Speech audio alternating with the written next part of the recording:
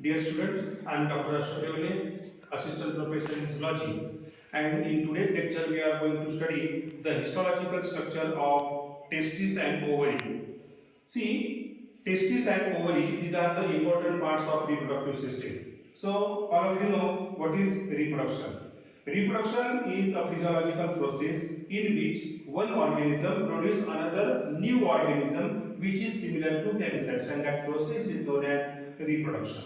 Okay, so reproduction is an important characteristics of all living organism. Okay, non-living thing never produce new organism, so they are non-living thing. But in case of living thing, it is an important characteristic because they can create or they can produce new organism which is similar to themselves. As I say, the organism produce which is similar to themselves because there is an inheritance of character from one generation to another generation. Okay, see, and that process is called as reproduction. Okay, so in case of reproduction, the reproductive cells or reproductive organ is important. So in case of male and in case of female, reproductive organ is different.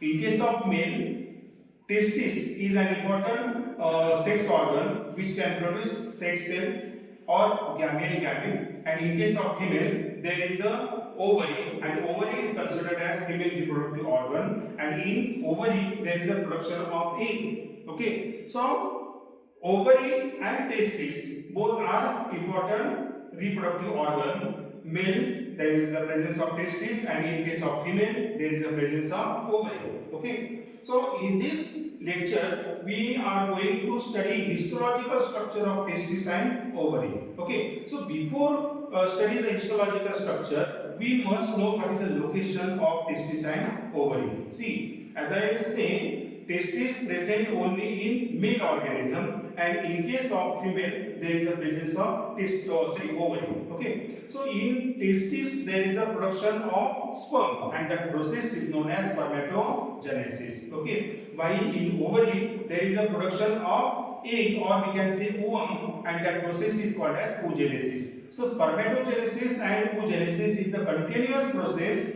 takes place in the female reproductive organ and male reproductive organ, that is testis and ovary, and the process spermatogenesis takes place in testis and oogenesis takes place in ovary. Okay, so see, it is a structure of testis. See, it is a testis. This orange color denotes testis. Okay, in case of male organism there is a pair of testis, and in pair of testis there is a formation of sperm.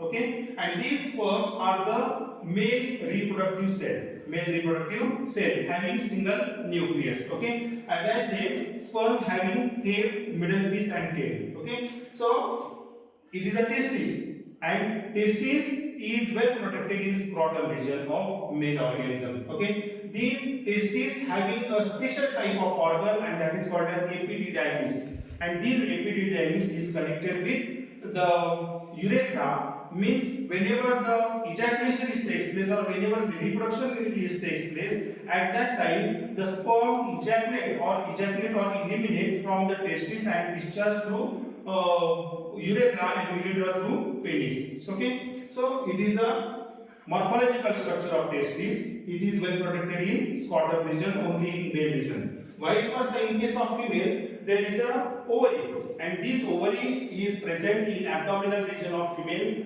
organism. Okay, so in case of ovary there is a formation of egg, and that process is called as oogenesis. Okay, so the oogenesis takes place in ovary, means there is a formation of egg. So simultaneously the process takes too much time, means in the beginning egg is smaller, and gradually due to the receiving number of enzyme or hormones, that growth takes place, and finally the small worm or egg grow into matured egg, and where the matured egg ready for fertilization. Now see the histological structure. As I say, the transverse section of testis shows number of crypts. Okay, means in the seminiferous tubule of testis there is a formation of sperm. Number of millions of sperm is formed in the seminiferous tubule of testis. Okay, and the seminal fluid is there, and within the seminal fluid there is a bathing number of sperm, and these sperm nourishes into the seminal fluid of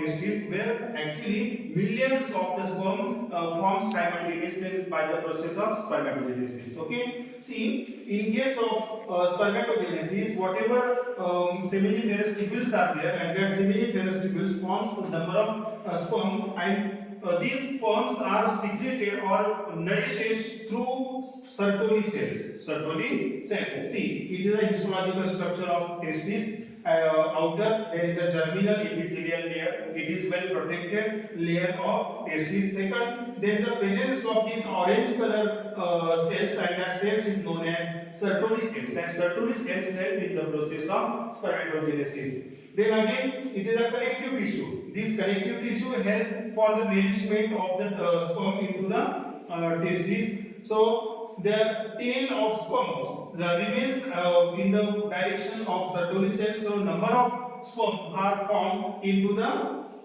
seminal fluid of the testis. So it is a histological structure. Histologically, testis having number of seminiferous tubule, and this seminiferous tubule forms number of sperm, and that process is known as spermatogenesis. Vice versa, in case of testis, or in case of ovary, there is a formation of egg or formation of ovum, and that process is known as oogenesis. Okay, where in the beginning this ovum is very smaller in size, so simultaneously day by day it increases its size. Means whenever it receives certain hormone, and due to menstrual cycle in female, there is a complete growth of one egg is takes place within 14 days.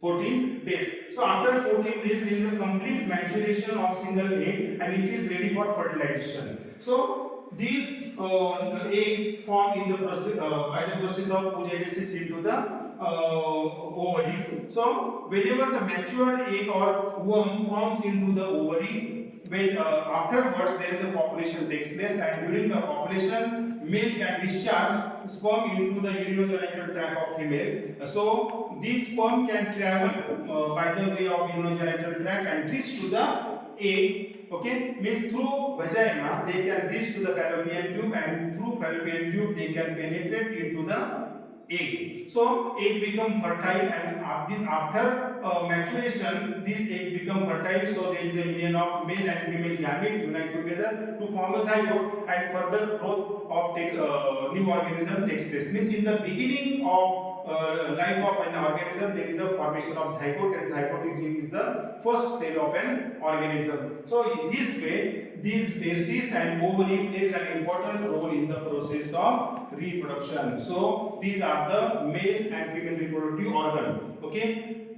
whenever both the reproductive system present in same animal, then it is called as bisexual animal. But whenever only one system is present in one organism, that is male reproductive system is separate than female reproductive system, then it is called as unisexual animal. Okay, see, very simple example: human being is unisexual animal, and earthworm like animal is known as bisexual animal. So these are the important reproductive organ, that is testis and ovary. Next time we will meet with new topic. Thank you very much.